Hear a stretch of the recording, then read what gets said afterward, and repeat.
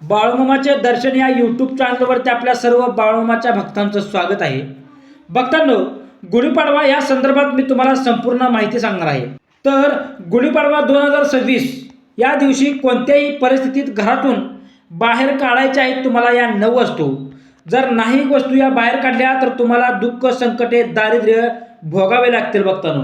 तर या 9 वस्तूंविषयी आपण सर्व माहिती जाणून घेऊया. ठीक आहे, तर चला भक्तांनो, चांग भलं बाळूमामाच्या नावानं चांग भलं. भक्तांनो नमस्कार. गुढीपाडवा हा हिंदू नववर्षाचा अत्यंत पवित्र आणि शुभ सण मानला जातो. महाराष्ट्रात हा सण नवीन सुरुवात, शुद्धीकरण आणि घरात सुख समृद्धी येण्याचा दिवस मानला जातो. भक्तांनो, जुने वर्ष संपून नवीन वर्ष सुरू होत असल्यामुळे या दिवशी अनेक घरामध्ये स्वच्छता, पूजा आणि काही जुन्या किंवा नकारात्मक गोष्टी घरातून बाहेर काढण्याची परंपरा आहे. भक्तांनो, लोकांच्या श्रद्धेनुसार जेव्हा आपण घरातील नकारात्मकता, तुटलेल्या वस्तू किंवा अशुभ मानल्या जाणाऱ्या वस्तू दूर करतो तेव्हा नवीन वर्षातील सकारात्मक ऊर्जा येते. भक्तांनो, आणि घरात आनंद, आरोग्य व समृद्धी वाढते. या गोष्टीकडे आपण सर्व भक्तांनो लक्ष दिलं पाहिजे.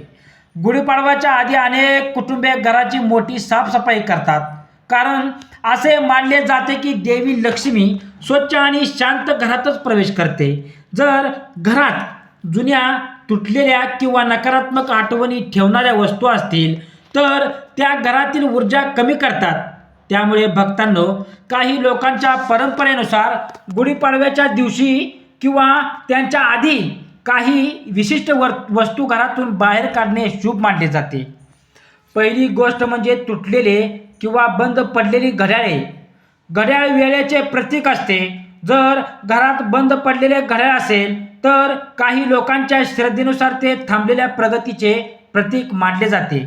म्हणून गुढीपाडव्याच्या दिवशी अशी घड्याळे घरातून काढून टाकणे किंवा दुरुस्त करणे चांगले भक्तांनो मानले जाते.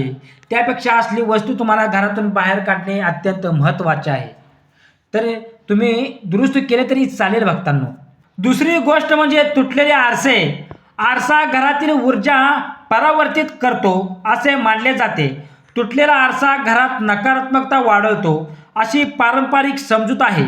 त्यामुळे गुढीपाडव्याच्या दिवशी तुटलेला आरसा घरात ठेवणे अशुभ मानले जाते आणि तो बाहेर काढणे योग्य मानले जाते. तिसरी गोष्ट भक्तांनो, तुटलेली देवाची मूर्ती किंवा फोटो.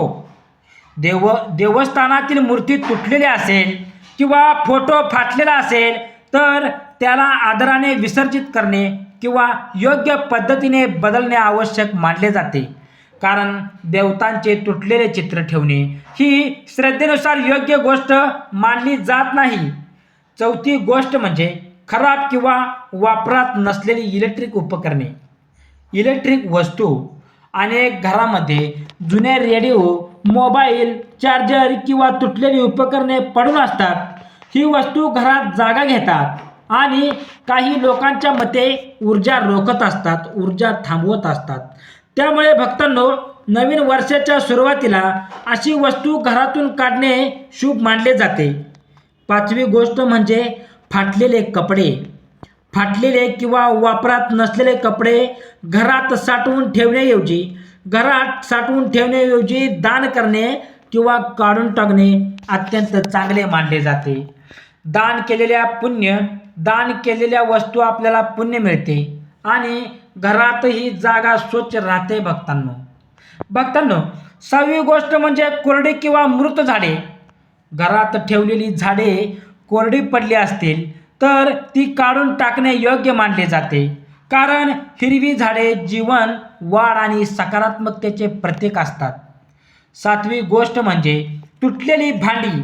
घरातील तुटलेली प्लेट, कप किंवा भांडी अनेक परंपरांमध्ये अशुभ मानली जातात. म्हणून गुढीपाडव्याच्या दिवशी अशी भांडी घरातून काढणे योग्य मानले जाते. आठवी गोष्ट म्हणजे कचरा किंवा निरुपयोगी वस्तूंचा ढीग. काही वेळा घरात जुन्या कागदपत्रांचा, प्लॅस्टिकचा किंवा इतर वस्तूंचा ढीग साचलेला असतो. नवीन वर्षाच्या सुरुवातीला घर हलके आणि स्वच्छ ठेवण्यासाठी हा कचरा काढून टाकणे चांगले मानले जाते. नवीन गोष्ट म्हणजे जुन्या नकारात्मक आठवणींशी जोडलेल्या वस्तू. काही वस्तू अशा असतात की त्या पाहिल्यावर वाईट आठवणी जाग्या होतात. नवीन वर्ष सकारात्मकतेने सुरू करण्यासाठी भक्तांनो वस्तू दूर करणे अनेकांना योग्य वाटते. गुढीपाडवा हा फक्त परंपरेचा सण नाही, तर तो नवीन आशा, सकारात्मकता आणि नव्या सुरुवातीचे प्रतीक आहे. या दिवशी घरासमोर उभारलेली गुढी विजयी, समृद्धी आणि शुभतेचे प्रतीक मानली जाते. लोक सुंदर रांगोळी काढतात, घर सजवतात आणि कुटुंबासोबत आनंद साजरा करतात. पण एक गोष्ट लक्षात ठेवणे महत्त्वाचे आहे की या सर्व गोष्टी प्रामुख्याने परंपरा आणि लोकश्रद्धावर आधारित आहे. कोणत्याही धार्मिक ग्रंथात असे स्पष्टपणे सांगितले नाही की या वस्तू घरातून बाहेर काढल्या नाही तर नक्कीच संकटे येतील. मात्र स्वच्छता, दान आणि सकारात्मक यामुळे गोष्टींमुळे मन प्रसन्न होते भक्तांनो, आणि जीवनात चांगली ऊर्जा निर्माण होते. या गोष्टींकडे आपण सर्वांनी लक्ष देणे खूप गरजेचे आहे. तसेच गुढीपाडवा हा दिवस हिंदू नववर्षातील सुरुवात मानला जातो. महाराष्ट्रात या दिवशी घराची स्वच्छता, गुढी उभारणे, पूजा आणि नवीन वर्षाची सुरुवात करण्याची परंपरा आहे. अनेक लोकांच्या श्रद्धेनुसार या दिवशी घरातील नकारात्मकता भक्तांनो दूर करणे अत्यंत महत्त्वाचे असते. म्हणून काही वस्तू घरात ठेवणे टाळावे असे जुनी परंपरा आणि लोकमान्यता सांगते. लोकांचा असा विश्वास असतो की जर घरात निरुपयोगी, तुटलेल्या किंवा नकारात्मक ऊर्जा देणाऱ्या वस्तू राहिल्या तर त्या घरात दुःख, संकटे आणि दारिद्र्य वाढण्याची शक्यता निर्माण होते. जुन्या काळी संत, साधू आणि ज्येष्ठ लोक सांगायचे की घरे हे फक्त राहण्याची जागा नसते, तर ती ऊर्जा असलेली जागा असते. घरातील प्रत्येक वस्तू काही ना काही करण्याची प्रकारची ऊर्जा निर्माण करत असते.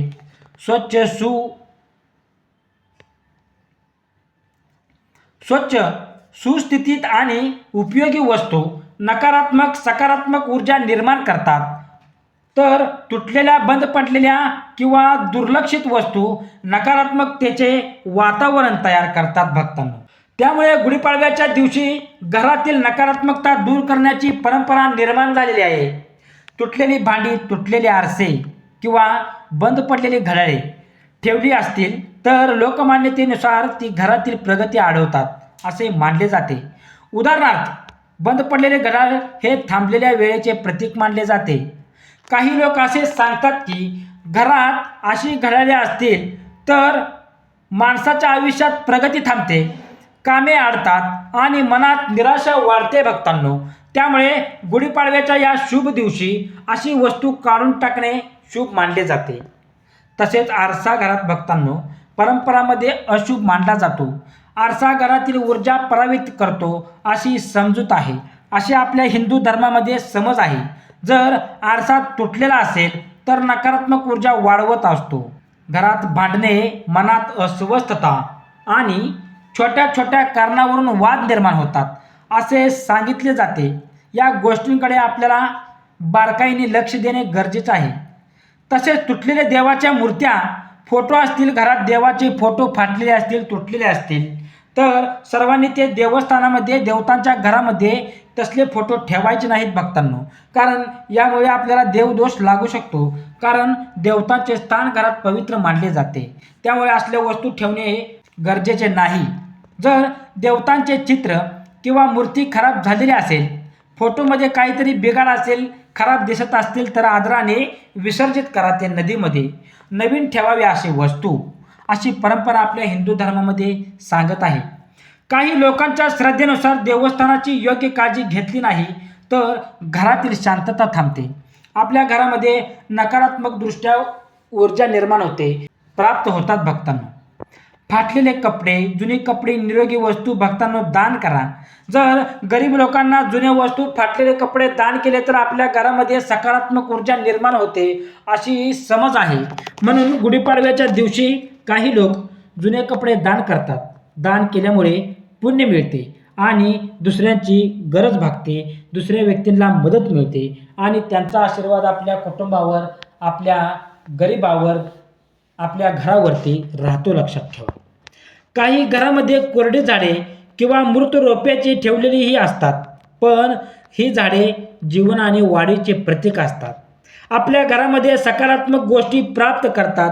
जेवढी झाडे हिरवी ठेवशील तेवढी आपल्या घरात नकारात्मक वस्तू, नकारात्मक ऊर्जा प्राप्त होते. नकारात्मक विचार आपल्या घरामध्ये, घराबातील कुटुंबियांवरती येतील. लक्षात ठेवा. त्यामुळे गुढीपाडव्याच्या दिवशी नवीन रोपे लावणे किंवा घरात हिरवळ ठेवणे शुभ मानले जाते. दारिद्र्य आणि संकट ही फक्त वस्तूंमुळे येतात भक्तांनो, असे शास्त्र सांगत नाही. पण वस्तूंच्या माध्यमातून घरातील वातावरण बदलते हे नक्की आहे. स्वच्छ आणि व्यवस्थित घर माणसांच्या मनालाही सकारात्मक बनवते. सकारात्मक मनामुळे माणूस चांगले निर्णय घेतो आणि आपले आयुष्य प्रगती करतो. उलट अस्ताव्यस्त आणि नकारात्मक वातावरणामुळे मनात उदासीनपणा वाढतो. म्हणूनच गुढीपाडवा या दिवशी लोक फक्त पूजा करत नाहीत, तर घरातील नकारात्मक गोष्टी दूर करून नवीन वर्ष सकारात्मकतेने सुरू करण्याचा प्रयत्न करतात. गुढी उभारणे म्हणजे विजय आणि आशेचा प्रतीक आहे. असे मानले जाते की गुढी उभारल्याने घरात सुख समृद्धी आणि आनंद मिळतो. घरात सुख समृद्धी नांदते. पण लक्षात ठेवा भक्तांनो, लक्षात ठेवणे खूप गरजेचे आहे की या गोष्टी मुख्यतः परंपरा, श्रद्धा आणि लोकमान्यतेवर आधारित आहेत. संकटे किंवा दारिद्र्य येण्यामागे अनेक कारणे असू शकतात, मात्र स्वच्छता, दान, सकारात्मक विचार या गोष्टी, देवावर श्रद्धा ठेवणे यामुळे जीवनात शांतता आणि आनंद मिळतो भक्तांनो. तसेच भक्तांनो, मी तुमच्यापुढे एक कथा साजरी करणार आहे. गुढीपाडव्या या संदर्भाची कथा आहे. पुराणा आपल्या हिंदू धर्मानुसार ही घडलेली कथा आहे. लक्षात ठेवा. तर गुढीपाडवा हा सण महाराष्ट्रात नवीन वर्षाची सुरुवात मानला जातो. या दिवशी लोक गुढी उभारतात, घराची स्वच्छता करतात. लक्षात ठेवा. तर ही कथा आहे सातारा जवळच्या एका छोट्याशा गावातील. त्या गावात गणेशराव नावाचा एक शेतकरी राहत होता. गणेशराव मेहनती माणूस होता, पण काही वर्षापासून त्याच्या आयुष्यात अनेक अडचणी येत होत्या. शेतीत नुकसान होत होते, घरात भांडणे वाढत होती, पैशाची टंचाई सतत निर्माण होत होती, भासत होती. गणेशरावची पत्नी सावित्री रोज देवासमोर बसून प्रार्थना करायची, पण परिस्थिती काही सुधारत नव्हती भक्तांनो. गावात एक वृद्ध माणूस होता, भाऊसाहेब. गावातील लोक त्यांच्यावर खूप आदर करायचे, कारण ते नेहमी लोकांना चांगला संदेश द्यायचे, सल्ला द्यायचे आणि परंपरेबद्दल माहिती सांगायचे. एके दिवशी गणेशराव त्याच्याकडे गेला आणि म्हणाला, भाऊसाहेब, मला काही समजत नाही. मी मेहनत करतो, देवाची पूजा करतो, तरीही माझ्या घरात दुःख आणि संकटे का संपत नाहीत? भाऊसाहेब शांतपणे हसले आणि म्हणाले, गणेशा, कधीकधी संकटे फक्त नशिबामुळे नसतात. घरातील वातावरण, घरातील वस्तू आणि आपल्या मनातील विचारावरती त्याला कारणीभूत असतात. आता काही दिवसांनी गुढीपाडवा येणार आहे. त्या दिवशी तू घरात नीट लक्ष दे. गणेशरावला हे ऐकून थोडे आश्चर्य वाटले, पण त्याने ठरवले की यावेळी गुढीपाडव्याच्या आधी घराची व्यवस्थित स्वच्छता करायची. दुसऱ्या दिवशी सकाळी तो आणि सावित्री घर साफ करायला लागले. साफसफाई करताना त्यांना अनेक जुनी वस्तू दिल्या. कोपऱ्यात एक तुटलेला आरसा पडलेला दिसला. सावित्री म्हणाली, ही आरसा किती वर्षापासून इथेच आहे. आपण आधी लक्षच दिले नाही. गणेशरावने तो आरसा हातात घेतला आणि म्हणाला, भाऊसाहेब म्हणाले होते की तुटलेल्या वस्तू घरात ठेवू नयेत. थोड्याच वेळात त्यांनी एक बंद पडलेले घड्याळ सापडले. ते घड्याळ अनेक वर्षापासून थांबलेले होते. गणेशरावने ते पाहिले आणि त्याला वाटले, खरंच जणू आमच्या आयुष्यातील वेळ ही थांबली आहे. पुढे साफसफाई करताना त्यांना तुटलेली भांडी, फाटलेले कपडे आणि खराब झालेली जुनी उपकरणे सापडली. सावित्री म्हणाली, आपण ही सगळी निरुपयोगी वस्तू इतकी वर्षे का ठेवली होती?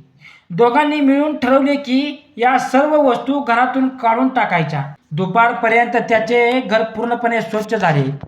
खिडक्या उघडल्या, सूर्यप्रकाश घरात येऊ लागला. घरातील वातावरण हलके आणि प्रसन्न वाटू लागले. काही दिवसांनी गुढीपाडवाचा दिवस आला. सकाळी लवकर उठून सावित्रीने अंगणात सुंदर रांगोळी काढली. गणेशरावाने बांबूवर रेशमी कापड, फुलांची माळ, साखरेच्या गाठी बांधून गुढी उभारली. गुढी उभी राहिली आणि वाऱ्यात हलकेच फडफडू लागली. भक्तांनो, त्या क्षणी गणेशरावाच्या मनात एक वेगळीच भावना निर्माण झाली होती. त्याला वाटले की जणू घरात नवीन आशा आली आहे. पुढील काही महिन्यात हळूहळू परिस्थिती बदलू लागली. शेतीत पिके चांगली आली. गणेशरावाला नवीन कामाची संधी मिळाली. घरातील वातावरण शांत होते. भांडणे कमी झाली होती आणि घरात हसू परत आले होते. एके दिवशी भक्तांनो, गणेशराव पुन्हा भाऊसाहेबांकडे गेला. तो म्हणाला, भाऊसाहेब, मला आता समजले, जेव्हा घर स्वच्छ आणि सकारात्मक होते तेव्हा मनही शांत होते आणि मन शांत असेल तर माणूस योग्य निर्णय घेतो. भाऊसाहेब हसले. भक्तांनो, भाऊसाहेब हसले आणि म्हणाले, गणेशा, लक्षात ठेव, सुख आणि समृद्धी फक्त पैशातून येत नाही. स्वच्छता, नकारात्मक विचार, दान आणि देवावर श्रद्धा यामुळेच जीवन बदलते. गुढीपाडवा आपल्याला हेच शिकवतो की जुन्या नकारात्मक गोष्टी मागे सोडून नवीन सुरुवात करावी. भक्तांनो, त्या दिवसापासून गणेशावर दरवर्षी गुढीपाडव्याच्या आधी घर स्वच्छ करायचा, निरुपयोगी वस्तू काढून टाकायच्या आणि गरजूंना मदत करायचा. गावातील लोकही त्याच्याकडून प्रेरणा शिकत गेले. हळूहळू त्या गावात एक सुंदर परंपरा सुरू झाली. गुढीपाडव्याच्या आधी प्रत्येक घरात मोठी साफसफाई केली जायची. जुनी वस्तू दान केल्या जात आणि नवीन वर्ष आनंदाने साजरे केले जाई. भक्तांनो, कथा सांगते की जीवनात दुःख, संकटे आणि दारिद्र्य यांच्यावर मात करण्यासाठी फक्त भाग्यावर अवलंबून राहू नका. सकारात्मक विचार, स्वच्छता, मेहनत आणि श्रद्धा यामुळेही आयुष्य बदलू शकते. आणि म्हणूनच गुढीपाडवा हा फक्त सण नाही, तो नवीन सुरुवातीचा, आशेचा आणि विजयाचा संदेश देणारा दिवस आहे. भक्तांनो, असेच भावनिक आणि भक्तिमय संदेश प्रत्येक सणाविषयी माहिती ऐकण्यासाठी आत्ताच आपल्या चॅनलला लाईक करा, कमेंट करा.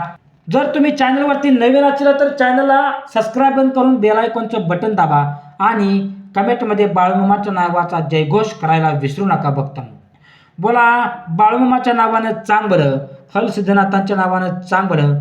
श्री स्वामी समर्थ.